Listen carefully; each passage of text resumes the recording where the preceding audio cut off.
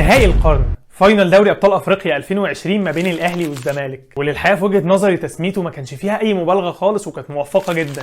احنا كنا قدام ديربي ما بين اقوى فريقين في القاره بيتواجهوا في نهائي دوري ابطال افريقيا، وكل فرقه من الاثنين كان ليها دوافع كتير جدا للفوز بالبطوله. احنا بنتكلم عن النادي الاهلي اللي غاب عن البطوله من 2013 منذ اعتزال ابو تريكه وباقي الجيل الذهبي. كمان الجيل ده كان محتاج يفوز باللقب لانه خسروا مرتين في اخر 3 سنين، والسنه اللي قبلها ما ننساش كان خارج بفضيحه من صن داونز. الناحيه الثانيه بقى الزمالك كان بيبحث عن اعاده اللقب القاري لخزائن الفريق بعد غياب 18 سنه، وبعد الاخفاق في تحقيق اللقب قبلها و4 سنين من صن داونز. كمان اللي اكتشفناه بعد كده انه احداث المباراه خلته فعلا كان نهائي قرن، كور في العارضة واهداف عالمية واهداف في اوقات قاتلة. ومن الحاجات اللي زودت متعة اللقاء ده كمان انه كان تقريبا لاول مرة بيتلعب الفاينل من ماتش واحد، الذهاب وعودة زي ما كان بيتلعب قبل كده او زي ما رجع يتلعب دلوقتي.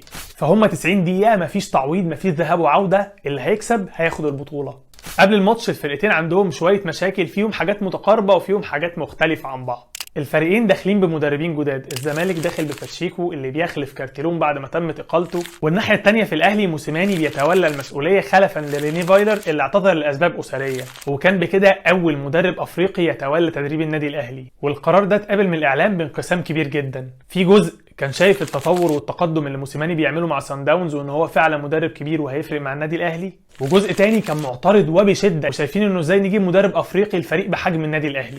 والاهلي كمان كان عنده ازمه اضافيه وهي رحيل الثلاثي احمد فتحي وشريف اكرامي ورمضان صبحي عن صفوف الفريق وانتقالهم لنادي بيراميدز. طبعا كلنا فاكرين ان فتحي واكرامي رفضوا يجددوا وانتقلوا لبيراميدز بعد نهايه عقدهم، ورمضان صبحي وازمته الشهيره وبعد ما الاهلي رجعه من الاعاره ورجعه تاني لمستواه وبقى كابتن المنتخب الاولمبي ورجع ينضم للمنتخب، رفض الانتقال بشكل نهائي من هيدرسفيلد للاهلي وفضل فلوس بيراميدز، او خلينا نقول فضل طموح بيراميدز على حد تعبيره وقتها. كمان ضيف على كده ازمه مشتركه ما بين الفريقين لكن للامانه كانت زياده كتير عن الزمالك، وهي غياب 6 لعيبه، 3 من الاهلي و3 من الزمالك عن الفاينل بسبب اصابتهم بكورونا. وغيابات الاهلي كانت تعتبر مش مؤثره قوي لانه اللي كان غايب كان صالح جمعه اللي اصلا يعتبر بره حسابات الفريق، ووليد سليمان اللي بيشارك كبديل على فترات لكنه مش مؤثر قوي.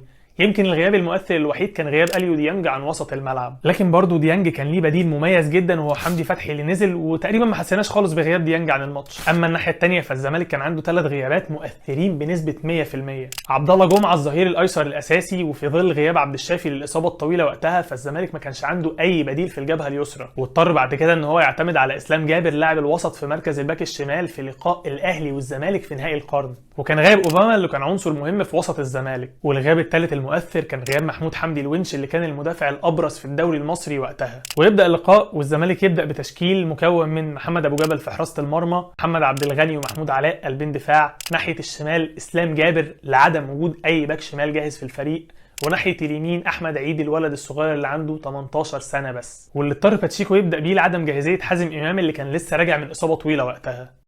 وفي نص الملعب لعب الزمالك وقتها كالمعتاد بطارق حامد وجنبه فرجاني ساسي، قدامهم زيزو وشيكابالا واشرف بن شرقي، ومهاجم وحيد هو مصطفى محمد. تشكيله فيها ثغرتين واضحين قوي ناحيه الباك الشمال وناحيه الباك اليمين، وباتشيكو ما كانش عنده اي حلول تانية يعملها. اما الناحيه الثانيه الاهلي بدا بمحمد الشناوي ومحمد هاني علي معلول، وفي قلبين الدفاع بدا بياسر ابراهيم وايمن اشرف، ونص ملعب مكون من الثلاثي عمرو السوليه وحمدي فتحي ومحمد مجدي قفشه، قدامهم حسين الشحات وجونيور اجاييه، ومهاجم وحيد كان مروان محسن.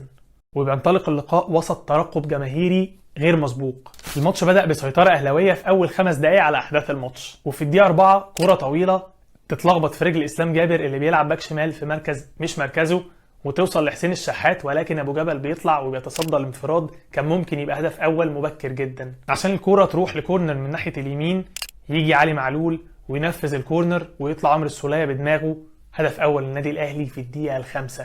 وعلى الفور نط في اذهان جماهير الفرقتين ماتش 6-1. سيناريو صعب جدا يتكرر طبعا، ولكن جون بعد 5 دقايق انت مش متوقع ايه اللي ممكن يحصل بعد كده. وفعلا بعد الجون التوتر والارتباك بيتملكوا من لاعيبه الزمالك، وبتستمر السيطره الاهلاويه والضغط الاهلاوي والفرص في اول ربع ساعه، ولكن بعد الربع ساعه دي رهبه الجون بتروح تماما من عند لاعيبه الزمالك وبيبداوا يمسكوا نفسهم ويبقوا احسن كمان من فريق النادي الاهلي.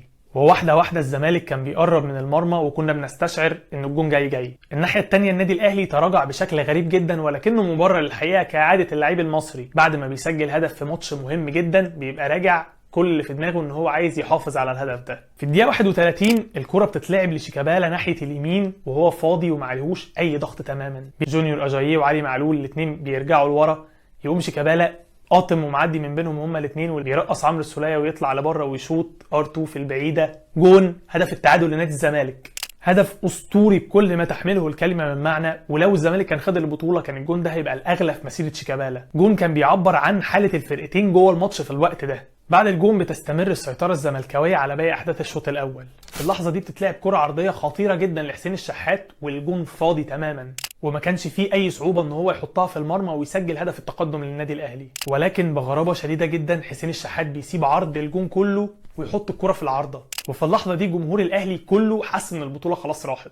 واظن ان الاهلي لو في الاخر ما كانش كسب البطوله حسين الشحات ما كانش هيعرف يدخل النادي تاني. وبعدها نقدر نقول ان السيطره بقت متبادله وبقت هجمه هنا وهجمه هنا. وفي الدقيقه 65 زيزو يخلي التعادل في كل حاجه حتى في الكرات اللي في العارضه، ومن نص الملعب يطلق مدفع كان ممكن قدرا يبقى هو القضيه بدل قضيه قفشه.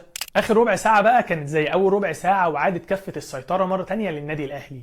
في الدقيقه 86 بقى اوت عادي جدا في نص ملعب الزمالك، علي معلول بيلعبها، كرة بتوصل لعمرو السولية بيسقط واحده جوه 18 نادي الزمالك ملهاش اي خطوره، ومفيش اي حد من لعيبه النادي الاهلي غير مروان محسن بس على 3 من مدافعين الزمالك عشان محمود علاء يتصرف اغرب تصرف ممكن. لكنه بيختار القرار الاسوأ في اللحظه دي، بيقرر يرد الكره بدماغه لنص الملعب عشان في الدقيقه 85 و45 ثانيه قفشه يستلم الكره على رجله ويطلق مدفع من رجله اليمين تسكن شباك ابو جبل والقضيه ممكن. لحظه توقف عندها الزمن بالنسبه لجمهور نادي الزمالك، والناحيه الثانيه لحظه فيها فرحه هستيريه لجمهور النادي الاهلي. جون بيصنف اكيد من اغلى الاهداف في تاريخ الاهلي، وفي كتير قوي بيصنفوه ان هو الجون الاغلى بالبطوله الاغلى. وبالفعل بينتهي اللقاء والنادي الاهلي بيتوج باللقب التاسع في تاريخه، والبطوله اللي غايبه من 7 سنين من 2013.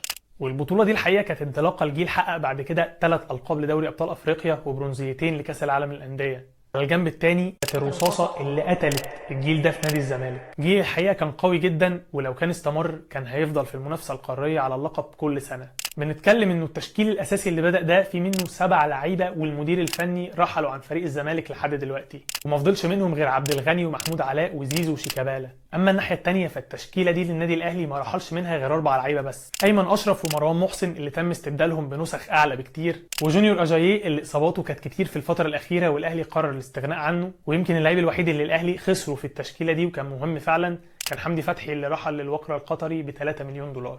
اكتب لنا بقى في الكومنتات ذكرياتك مع الماتش ده واتفرجت عليه فين ومع مين، ولو انت اهلاوي قول لي ذكرياتك مع القضيه، ولو انت زملكاوي قول لي احساسك وقت جون شيكابالا. وطبعا ما تنساش اللايك للفيديو والسبسكرايب للقناه وتفعل زر الجرس، والقاكم على خير ان شاء الله في حكايات اخرى قادمه.